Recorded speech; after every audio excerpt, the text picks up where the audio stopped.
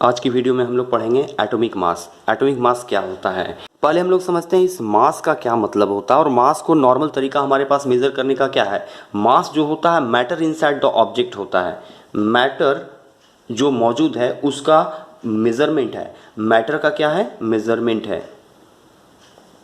Measurement, matter को major करने का तरीका हमारे पास क्या होता है, मास होता है। तो मैटर को मेजरमेंट कैसे करते हैं, मैटर को मेजरमेंट करने के लिए वेइंग मशीन लेते हैं या बीम बैलेंस यूज करते हैं। जैसे हमारे पास एक बैलेंस है, एक तराजू है। अक्सर हम लोग अपने लाइफ में देखते हैं कि किसी सामान को वेट करने के लिए क्या करते हैं, एक तरफ सामान, एक तरफ हम लोग बाट रखते हैं, जैसे 1 kg का एक बाट रख दिए, ओके, और दूसरी तरफ हम लोग क्या रखते हैं, दूसरी तरफ जो सामान को वेट करना उसको रख देते हैं, जैसे कोई भी फल हो, सब्जी हो, उसको वेट करते हैं और ऐसे वेट कर लेते हैं। ये हमारा सिंपल तरीका है क्या मेजर करने का, मास मेजर करने का। लेकिन हम लोगों को क्या पढ़ना है, हम लोग को एटॉमिक मास पढ़ना है। तो एटॉमिक मास में क्या प्रॉब्लम है, एटॉमिक मास में सबसे बड़ा प्रॉब्लम होता है कि एटम्स काफ़ी स्मॉल होता है, इसलिए उसका मास हम लोग तराजू पर रखकर तो वेट नहीं कर सकते हैं, बिल्कुल भी नहीं। क्यों नहीं कर सकते हैं, एग्जाम्पल लेते हैं।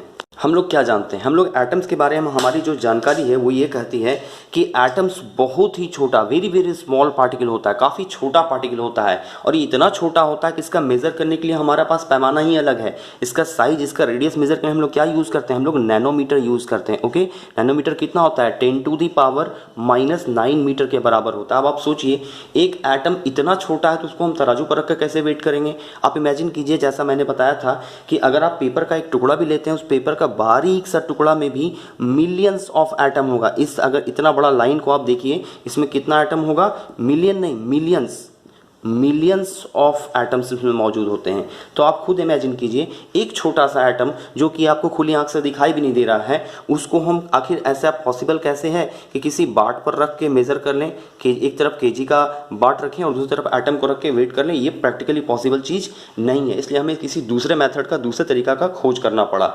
देखते हैं वो तरीका क्या है।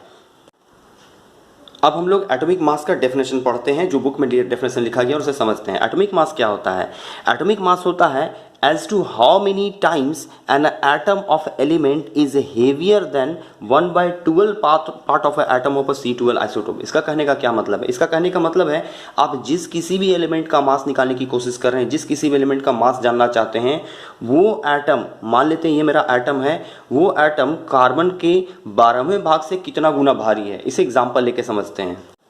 अब हम लोग एटॉमिक मास को एग्जाम्पल लेके समझते हैं, ठीक है। देखिए, हम लोगों को अगर किसी भी चीज़ का मास लेना होता है तो उसके लिए क्या करते हैं, उसके लिए हम लोगों को बैलेंस चाहिए। ये रहा बैलेंस, बीम बैलेंस जिसे कहते हैं। इस बैलेंस में एक तरफ आपका ऑब्जेक्ट रहता है, दूसरी तरफ बाट रहता है। ओके, तो ऑब्जेक्ट की जगह पे हम लोग एटम्स को रखते हैं। किसको रखते हैं, एटम्स को। तो चलिए हम लोग सबसे पहले एग्जांपल लेते हैं हाइड्रोजन एटम से। मैंने यहाँ एक हाइड्रोजन का एटम रख दिया, लेकिन अब बात है कि हाइड्रोजन एटम चूंकि बहुत छोटा होता है तो इसके लिए बाट भी छोटा चाहिए। तो हम लोग यहाँ एटम को रेफरेंस के तौर पर यूज़ करते हैं। किसका यूज़ करते हैं, तो हम लोग रेफरेंस के तौर पर कार्बन एटम का यूज़ करते हैं। किसका यूज़ करते हैं, कार्बन एटम। ओके, लेकिन पूरा कार्बन एटम ले नहीं सकते क्योंकि हाइड्रोजन तो कार्बन से छोटा होता है, तो हम लोगों को बहुत छोटा एटम का जरूरत पड़ता है। देखते हैं क्या कर सकते हैं। तो हम लोग सबसे पहले लेते हैं कार्बन एटम। मान लीजिए आपके पास एक कार्बन एटम है। कार्बन में भी एक प्रॉब्लम है, कार्बन का बहुत सारा आइसोटोप है, C12 है, C13 है, C14 है। किसको लेंगे, तो हम लोग जब भी यूज़ करेंगे तो कार्बन का 12 आइसोटोप को यूज़ करेंगे। कोई पूछे क्यों करेंगे 12 आइसोटोप का यूज़, तो सीधा बोलिएगा क्योंकि ये ज़्यादा स्टेबल होता है और 98.9192% ये पाया जाता है। 98% से ज़्यादा इसका क्वांटिटी अवेलेबल होता है, स्टेबल होता है, इसलिए हम लोग कार्बन एटम का यूज़ करते हैं। ओके, अब समझते हैं कैसे यूज़ करते हैं। चलिए अब समझते हैं हम लोग कि हम लोग किसका यूज़ कर रहे हैं, रेफरेंस के तौर पे कार्बन एटम का यूज़ कर रहे हैं। कौन सा कार्बन का यूज़ कर रहे हैं भाई, तो 12 आइसोटोप का यूज़ कर रहे हैं। अब क्या किया, इसको यूज़ करेंगे, इसका 12 भाग किया। अब काउंट करिए, 12 पार्ट होगा, 1 2 3 4 5 6 7 8 9 10 11 12। जब इसका 12 पीसेस किए तो जो एक पीस हमारे पास आएगा वो कुछ ऐसा दिखना चाहिए। देखिए ध्यान से, ये एक पीस कुछ ऐसा होगा। इसको हम लोग क्या कर सकते हैं, ये जो है 1/12 पार्ट है। किसका है 1/12, 1/12 ऑफ अ कार्बन है। कौन सा कार्बन का है, तो भाई 12 आइसोटोप का है। ओके, अब इसको हम लोग as a reference, as a बाट, as a reference measurement use करेंगे। जैसे हम लोग तराजू पे क्या करते हैं, एक तरफ सब्जी या फल रखते हैं, दूसरी तरफ केजी रखते हैं, बाट रखते हैं, केजी 2 केजी जितना हमको लेना हो।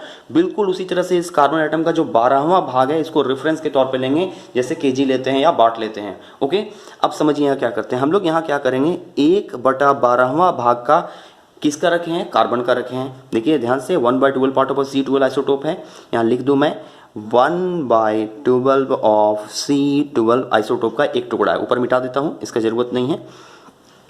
और देखेंगे कि इसको बैलेंस करके दोनों क्या होता है, कौन ऊपर जाता है कौन नीचे आता है। तो हम लोग क्या देखते हैं कि हाइड्रोजन एटम जो है वो इसके बराबर आ जाता है। इसका मतलब हाइड्रोजन एटम का मास को हम लोग 1 मानेंगे। अब बात उठा इसका यूनिट क्या दिया जाए। तो ये जो आप लोग देख रहे हैं 1/12वां भाग कार्बन का जो टुकड़ा है, इसको हम लोग मानते हैं 1 AMU या 1U। ध्यान से समझिए, 1/12 पार्ट ऑफ C12 आइसोटोप को एक एटॉमिक मास यूनिट कहा जाता है, 1 AMU कहा जाता है। ये पुराना बुक में चलता था, आजकल इसको 1U लिखा जाता है। एक बार फिर से समझ लीजिए क्या है ये। एक कार्बन का जो 12वां भाग होता है उसका एक टुकड़ा को हम लोग 1 AMU मानते हैं या फिर 1U मानते हैं। 1 AMU मतलब एटॉमिक मास यूनिट और U मतलब यूनिफाइड मास।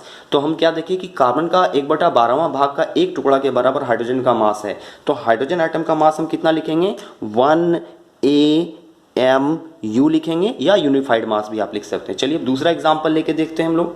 अब हम लोग क्या करते हैं, इसके जगह पर हीलियम एटम का यूज करते हैं। अगर हम इस जगह पर हीलियम एटम रख दिए तो हम लोग क्या देखते हैं कि यहाँ पर सेकेंड साइड पे जो दूसरा बाट वाला हमारा है, यहाँ पर हम लोग 1/12 पार्ट ऑफ C12 आइसोटोप का 4 ऐसा टुकड़ा रखना पड़ेगा। कैसा, कितना टुकड़ा, 4, 1 2 3, एक बाट और मैं रख दूं इधर, 4, ऐसा 4 टुकड़ा के बराबर हीलियम का मास होता है। तो हम लोग हीलियम का मास अब कितना मानेंगे, 4 टुकड़ा के बराबर, तो इसको 4 AMU एटॉमिक मास यूनिट या यूनिफाइड मास। चलिए अब दूसरा एग्जांपल लेते हैं।